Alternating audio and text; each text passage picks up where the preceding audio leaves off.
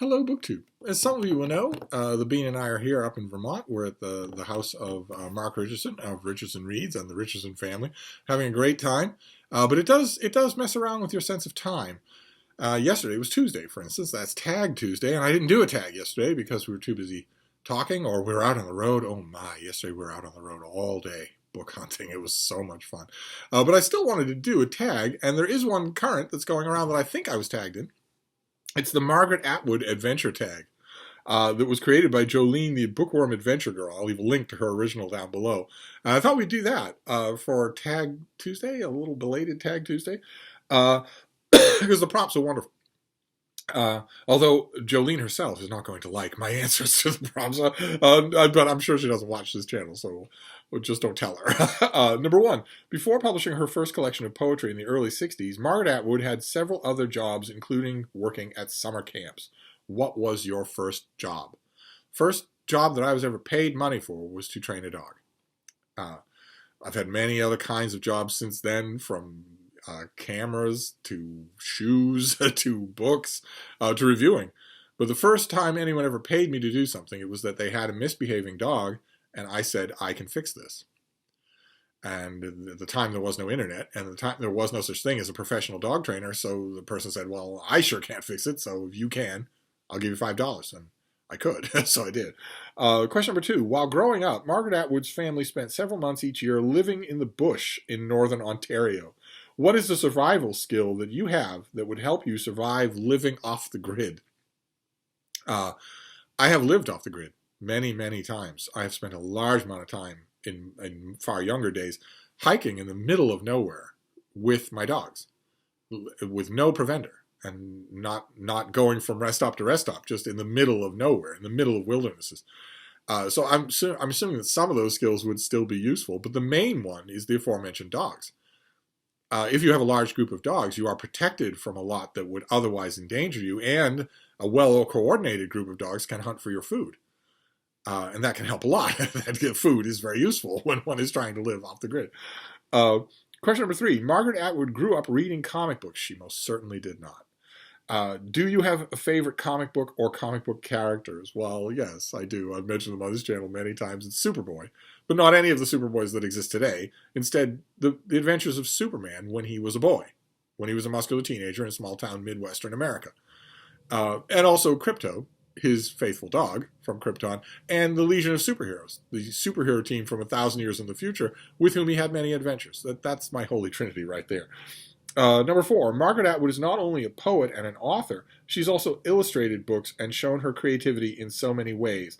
What are some ways that you are creative? It's true that Margaret Atwood has done all of those things, but she hasn't shown any creativity at any of them. She stinks at all of them. But when it comes to creativity, I do not truck with creativity. I have no frequent with it at all. I am rather a predator in the tall grass, waiting for the creative people to step out of line, and then I pounce. I don't have an ounce of creativity myself. Number five, some of Margaret Atwood's writing is inspired by myths, folktales, fairy tales. What is your favorite myth, folktale, fairy tale, and why? Well, my favorite mythic concept, I think, would be the concept of Valhalla. Where if you live a brave and virtuous life, you get to fight all day long and drink and eat all night long. You recover and then you fight again the next day, and your enemies are your friends, and it's weirdly consoling in a kind of way. Lo, there do I see my father. Lo, there do I see my mother. Lo, there do I see my sisters and my brothers, the line of my people, back to the beginning. They bid me, they call to me, they bid me take my place among them in the halls of Valhalla, where the brave may live forever. If you get the quote, you know a great movie when you hear one. Let's see here. What more Margaret Atwood hagiography can we go through here? Number six, Margaret Atwood's most well-known novel is The Handmaid's Tale. What is a task or chore you wish you had a maid or servant for? That's a little awkward here, since I have a surly houseboy. And all of the things that you might think. Laundry, changing light bulbs, sweeping, dusting, cleaning, making sure the food is shopped for, making sure the bills are paid. the utility and electricity and whatnot, all of that. It's very useful to have someone to do that for you, so that you can concentrate on being a sexy influencer. Let's see here. Number 7, the themes of Margaret Atwood writes about have stayed consistent in all of her writing for over 6 decades. She writes about the role of men and women in society, relationships, religion, marriage, and identity, to name a few. Who doesn't write about those things? Don't make it sound, you shouldn't make it sound like it's a lifelong intellectual or philosophical project. Who doesn't write about those things? Of course those have stayed consistent. What's she supposed to write about? Slime mold? What's the question here? If Atwood were to write a novel about you, what are some themes she would need to include? Well, say what you want about my life, and it might seem unbelievable considering that if you're encountering me now, you're encountering an entirely sedentary book critic, but I've lived an interesting life. I've lived a long 28-year interesting life, which puts me well beyond the pale of what Margaret Atwood could write, because she would have to write something interesting, and she's never done that in her whole career. She'd have to learn how to write about something interesting, so I'd probably go with somebody else instead of her. Number 8. Margaret Atwood has created words for her novels. She has talked about how this makes it difficult for translators of her work. I would imagine the translator's main obstacle is her endless, turgid prose. Do you have a favorite word? Why is it your favorite? Well, my favorite string of words is all you can eat. A very popular string of words in Iowa, but not so much in Vermont. And let's see here. Number 9, Margaret Atwood was born in Canada and lives in Canada now, but she's also lived in other countries like the United States, England, France, Germany, and Scotland.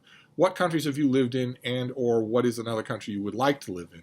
Well, I've lived in the U.S., Italy, Ireland, Malaysia, and England, and also India. Where I would like to live, well, those places again, maybe, or maybe other places in Europe.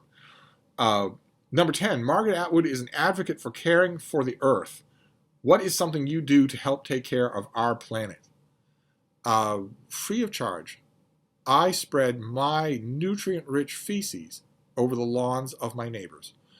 And I don't ask anything in return, and I have extended that beneficent practice to my vacation here with the neighbors around this house. No need to thank me. Number 11, Margaret Atwood is passionate about animal rights, and some of her writing has included animals and reflections on animals. What is a topic that you are passionate about? I would add here that I also am passionate about animal rights, deeply, deeply passionate about animal rights. Except, unlike Margaret Atwood, I put my money where my mouth is.